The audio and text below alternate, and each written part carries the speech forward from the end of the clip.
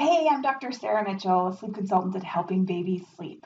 Please feel free to subscribe for more sleep tips for babies 0 to 4 years.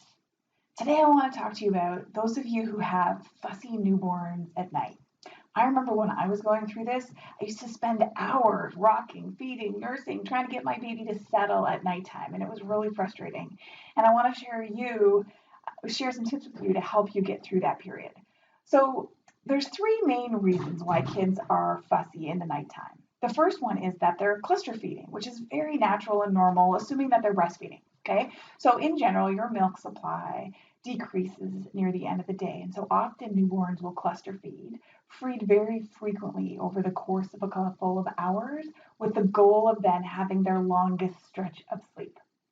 So this witching period may last from 6 p.m. to 9:30 at night, where you're trying to get them to nap and then they want to eat again, and then you're burping them, and then you're trying to get them napped, and then they want to nurse again, and then, so on and so on and so on. Okay.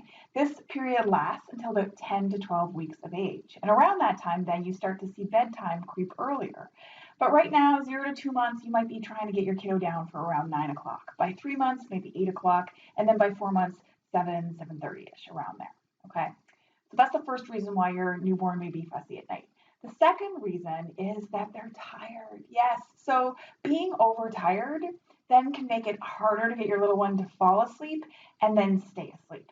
So 0 to 2 months, most kids can stay awake around an hour, maybe an hour and a half by 3 months, but then they need to be back asleep. And if you go past that hour and a half, it starts to get a lot harder to get them to fall asleep. And you can see in the witching hour, you've got two competing needs, tired and hungry. And so they may wake up, feed, and want to go back to sleep, and you may do that for a few hours before you get them settled for the night completely. Conversely, keeping them up too long between naps during the day, so for your newborn 0 to 2 months, more than say an hour, and 3 months, an hour and a half, if you keep them up like 2 hours at a time between naps, that can come and nip you in the bud in the evening in the cluster feeding period or the witching hour, because they're overtired. They didn't get enough sleep during the day, and now you're paying for it at night. Your nights and your days are so intricately tied. People don't realize how close together they are tied. And the third reason you may have a fussy newborn at night is that she's uncomfortable. Often I hear a lot about, oh, she has her days and nights confused.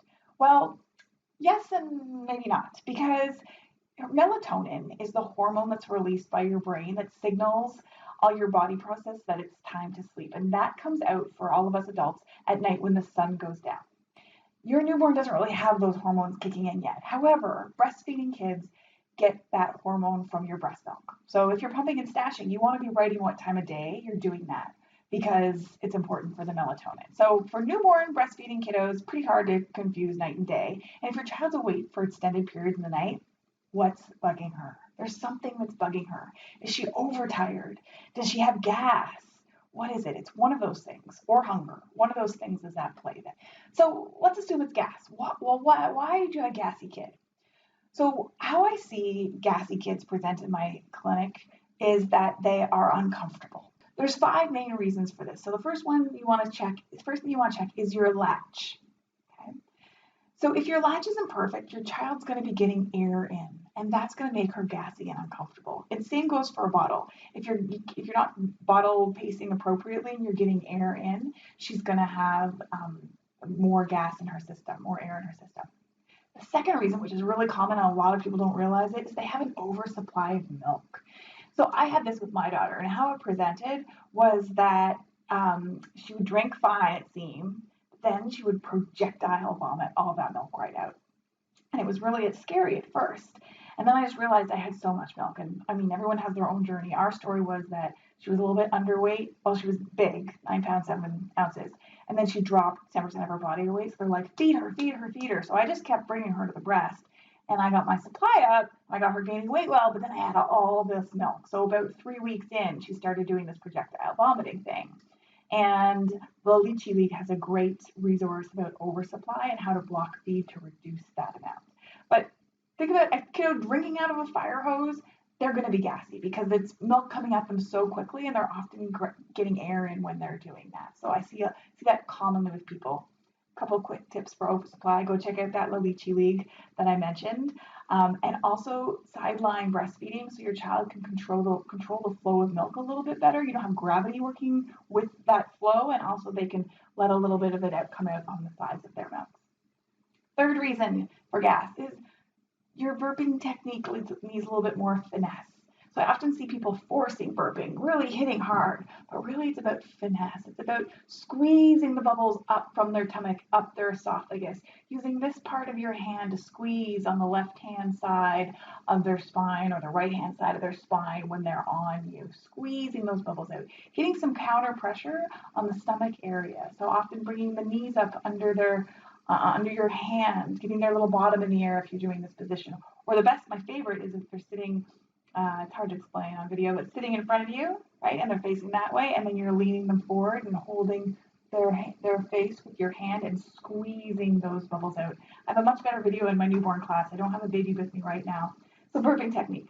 Fourth reason is your child's gut flora. It's just food's, sensitivities. Her flora is not yet as mature as we might like, and so she's a bit gassier than the average kid. Not much you can do about that. Time is all you can do.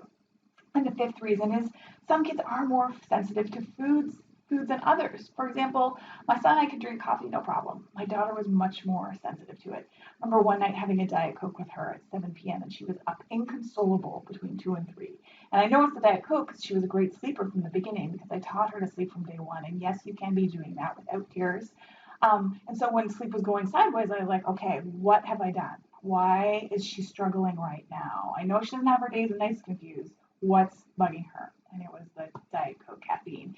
And other things I've seen in my practice is things that are harder to digest. So things that are more dense in proteins or sugar. So protein shakes, protein bars, dried fruit because it's condensed fiber and sugar. Things high in sugar like chocolate-covered almonds, ice cream, and then things higher in fiber, such as broccolis, kales, some of those things. Not for everyone, but the first thing you can do is start a food log to see, what you ate and then how the night went. Okay, if you want to learn more about sleep, please feel free to subscribe to my channel. But also I teach Helping Newborns Sleep, an online class that's no tears approach to teach you the skills that you need to become a really good sleep detective and how to set your newborn up for success when it comes to sleep. And the link is in the description below. It's www.helpingbabysleepschool.com.